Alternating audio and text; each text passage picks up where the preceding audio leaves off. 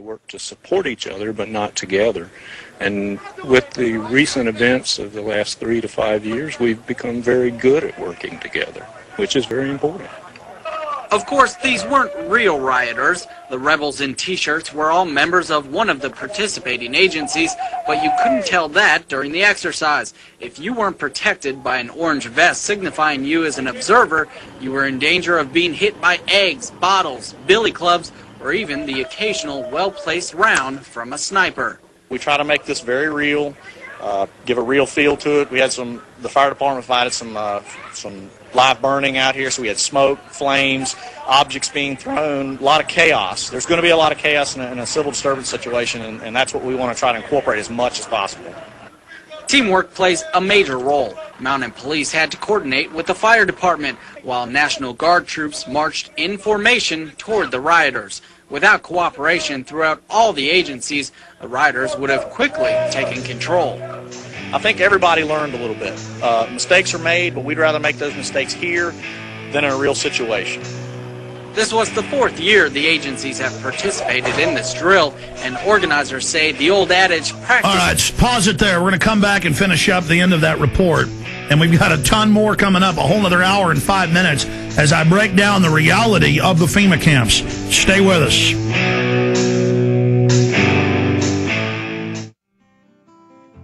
Hi, this is Ted Anderson. Have you ever wondered why banks, stockbrokers, investment advisors won't talk about gold for your IRA? The financial industry refuses to recognize the value of real hard assets for your retirement. The truth be told, gold and silver has outperformed paper investments like stocks, bonds, and CDs, yet no word about IRAs. Perhaps the financial institutions want to maintain control of your assets by keeping you in paper. If you'd like to take a look at gold for your retirement, call 800-686-2237. Don't get left behind by rising inflation and low return on your paper investments. Call 800-686-2237. Make sure that you secure your future. Call 800-686-2237. That's 1-800-686-2237. By the way, later in the show, I was going to play a state rep out of Tennessee who found out about regular Army checkpoints searching American citizens, called the governor's office, heard about it from this radio show, and stopped it. And he talked to the governor. So we'll talk to the state rep who talked to the governor and got this stopped over the weekend. Coming up, instead of just playing him on the local news, we can have a state rep for you who narrowly stopped regular Army running checkpoints in Tennessee. And then, see, you talk about this, and mainstream writes articles about me like I'm crazy, making up troops and troop deployments when it's the Army Times, the Army War College, hundreds of newspapers have announced it, and then I say, hey, that's tyranny, and they go, shut up, Jones, doesn't exist. Now, I've got all these video clips I'm trying to get done with now, and then I'll get into all the articles about FEMA camps, bill numbers, executive orders, all of it for you. We're going to be covering it. Let's go ahead and finish up with this one case, and this is everywhere, of the police training with the military, the National Guard now federalized, for civil disturbances. And then I have video clips of them taking people to a FEMA camp in Seattle during the 99 thing. This is the continuity of government situation. And how is GlennBeck debunking it? I have predicted tonight, we'll see if I'm right, that he will do a straw man and focus on the websites that are getting it wrong. And we'll document that coming up as well. Here it is. Than in a real situation.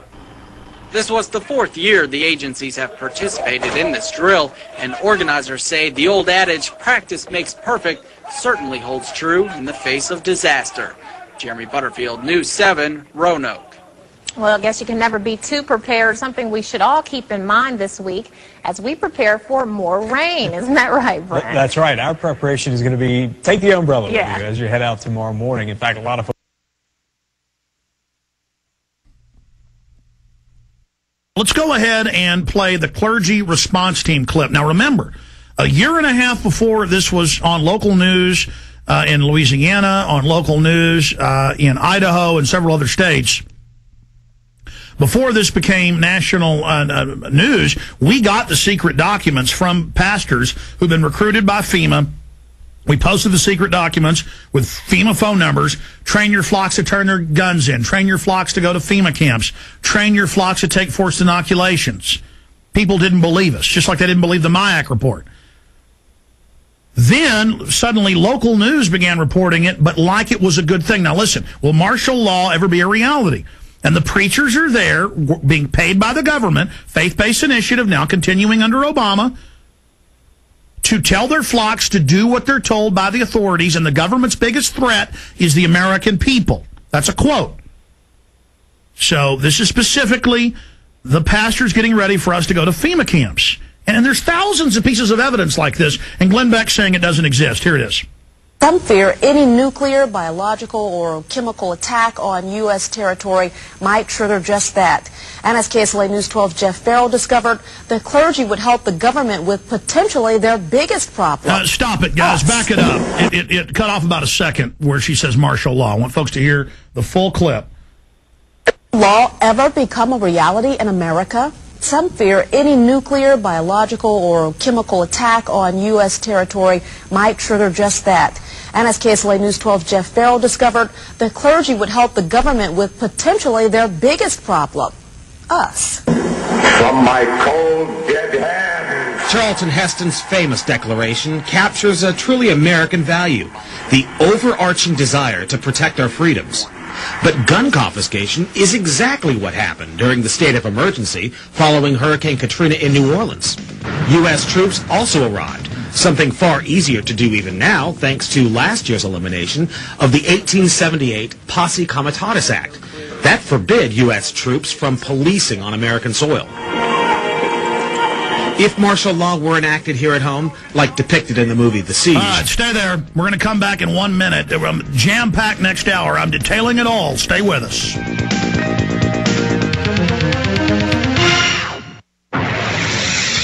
You are listening to GCN. Visit GCNlive.com today. Okay, so they're building FEMA camps all over the country. It's in the Houston Chronicle. It's in Reuters. It's in the Associated Press. They're announcing and preparing for civil emergency, have clergy response teams training their flocks to turn their guns in, go to FEMA camps. They're announcing everywhere troops are going to patrol the streets in mainstream news. And then GlennBeck comes out and says, I'm one of you. I'm a patriot. I've done an investigation. None of this exists. Here's Popular Mechanics, the government mouthpiece. And so I'm going through some of the past stuff, and then we're going to really get into all the documentation coming up in the next segment. But here are the clergy response teams. Back that up about 10 seconds. I want them to hear that. If martial law ever becomes a reality, it will be the pastors who pacify the public. Now remember, secret FEMA program. It was secret. Shh, don't tell the public. We're going to pay you to read this to your flock. Tell them take shots. Tell them turn their guns in. Tell them Romans 13 to submit to a government takeover, okay? They're paying them to do this. That's why your church has got new vans and television sets, and suddenly you're hearing your preacher say this. How creepy and un-American is that?